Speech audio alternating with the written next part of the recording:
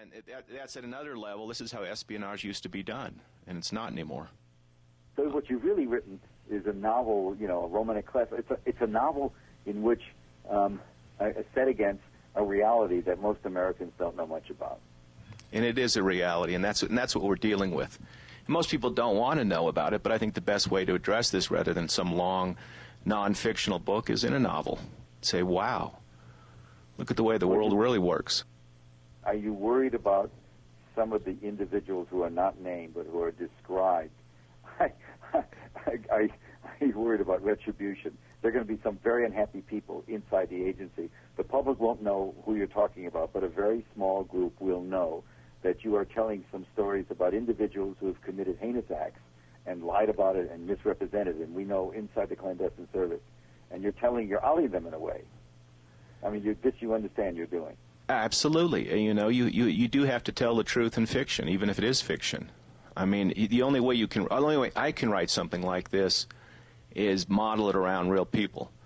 I think it's good to put the reviewers and the audience on notice, though, as we are now, that this is a book, sort of a huge double entendre, in effect. It's like, this is a lot more than it seems to be. There are some books that are less than they seem to be. This is one that is a lot more. This is not only a mystery story, but it's one that has an overlay of a sort of untouchable reality.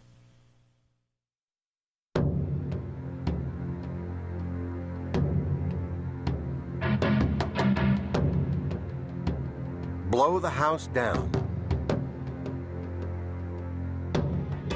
Years later, after the unthinkable happened, I would remember where I was when it all started. In a car on the Beirut-Damascus highway.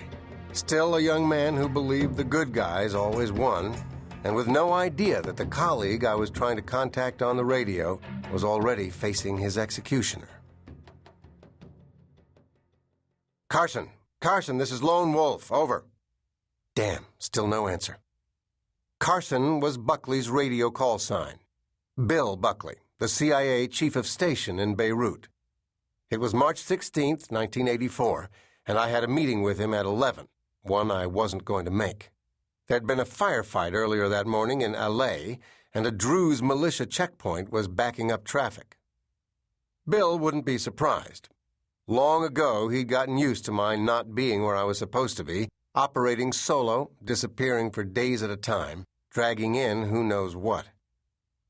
When Bill had me come work for him in Beirut in 1983, he assigned me the radio call sign Lone Wolf. Everybody else had towns in Nevada. The nickname stuck. Anyone copy? This is Lone Wolf. Art, the commo chief, came up on the net. Lone Wolf, get off net immediately. Return to Reno, ASAP. Only when I got into the station did I learn Buckley had been kidnapped 2 hours earlier.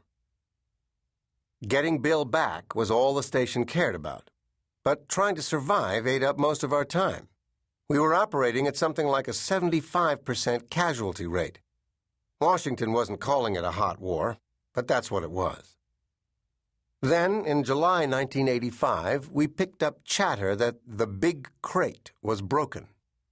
In the shadow world of intercepts, our best guess was that the big crate was Bill. There were other hostages, but Bill was the most valuable to his captors. No one was ready to sign Bill's death certificate yet, but it was hard to maintain the fiction he was coming back. One report with the ring of authenticity had it that Bill had been grabbed by a Sepa-i Pasdaran colonel who went by the name of Murtaza Ali Musawi. Sepa-i Pasdaran is shorthand for Iran's Islamic Revolutionary Guard Corps, the spearhead of the Islamic Revolution that Ayatollah Khomeini wanted to spread across the Middle East. A couple low-level informants told us that an Iranian by that name had recruited the suicide bomber who drove an explosive-packed GMC pickup truck into the lobby of our embassy in Beirut. One bizarre description had him looking almost Western, blue eyes and reddish hair. Musawi also supposedly recruited the suicide bomber who drove a truck into the Marine barracks near the airport. There were rumors, too, that Musawi might be behind a particularly inventive monstrosity. At the peak of the Lebanese Civil War, the Christian militia started finding their people dumped near the port with small holes drilled through their foreheads. What they eventually came to believe was that a sadistic dentist had been anesthetizing the victims' foreheads, drilling the holes, then sucking out their brains with an aspirator, one of those things dentists use to keep patients' mouths dry while they're working. I asked around and was assured a dentist's aspirator couldn't suck out a brain. Maybe, though, with a stiff suction probe. The hard part came when we tried to put some meat on the name. We had no stable indices on Moussaoui. No birth certificate, address, phone number, even a photo. One of our few leads came from Father Martin Jenko, the Catholic priest who had been kidnapped in Beirut in January 1985 and held for more than a year and a half, at least part of that time in the same apartment with Buckley. During his debriefing, Father Jenko told us that when his blindfold fell off one day, he found himself face to face with one of his captors, a man with blue eyes and red hair, the Western features we'd heard about before. Father Jenko also thought the same captor might have been the one who spoke fluent English, American English, complete with slang, but he couldn't be sure because of the blindfold. Were they one and the same? And was that person Colonel Moussaoui? I recruited a young Lebanese Shia from Beirut's southern suburbs who thought he could get inside Moussaoui's network, maybe even tell us whether he really did have red hair and blue eyes. The kid had gotten caught up in the Islamic resistance against the Israelis. By the time I met him, he wanted out. He set about cultivating Moussaoui's people, and I met him every 2 weeks at the museum crossing on the Green Line, the no-man's land between Christian East Beirut and Muslim West Beirut, the safest place in Lebanon back then. At one point, when the kid was rummaging around in a safe house, he came across a Motorola radio and had the smarts to copy down the serial number. It matched Bill's Motorola, the same one I tried to call him on the day he disappeared. The kid hadn't gotten far enough inside the network to meet Moussaoui and confirm hair and eye color, but as much as there was any certainty in Lebanon, the kid was it. Then, one morning, a Lebanese police officer on duty at the museum crossing called to say they'd just found the body of a young man. He had a small card in his shirt pocket with my name printed on it. Otherwise, there was no identification.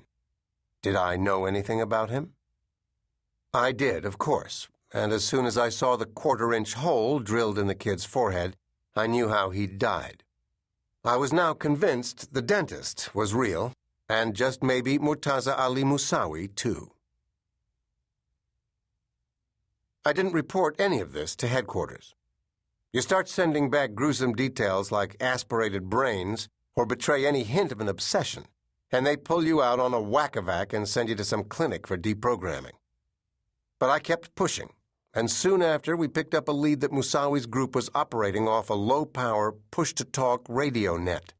Our regular signal intelligence sites couldn't pick it up, so I talked the station into renting an apartment overlooking the Shia southern suburbs to see what I could find on a scanner. After a couple of weeks listening, I came across an interesting net. Everyone on it used call signs and coded names, places, and times. I taped all the important intercepts and wrote down everything I thought might matter. Telephone numbers, addresses, and names. All went in my spiral notebooks. After 6 months, I'd filled 3 of them. That's when we got the break I thought might crack everything open. Another informant, a good one, told us that until the start of the revolt against the Shah, the elusive colonel had been a Ph.D. candidate in mathematics at UCLA. Later, we heard much the same from Terry Anderson, another hostage held with Buckley. Not only did his captor claim to have attended UCLA and the American University of Beirut, but he had a strange accent, almost American, but with a peculiar rolling R, as if he'd learned French before English. "Sounds more Iranian than Lebanese," Anderson said. We immediately checked all the visa and immigration records, but there was no indication that Moussaoui had ever applied for or received a visa, either in Beirut or Tehran. I got a friend in the FBI's Los Angeles field office to run out to UCLA. He came up empty on the name, but an FBI informant did remember a French-educated Iranian studying there in the early 70s. When the registrar pulled up the records for my FBI pal, The Iranian student's name was missing. To keep listening to this audiobook, I've left you a link in the description so you can do it at no cost thanks to Audible's 30-day free trial.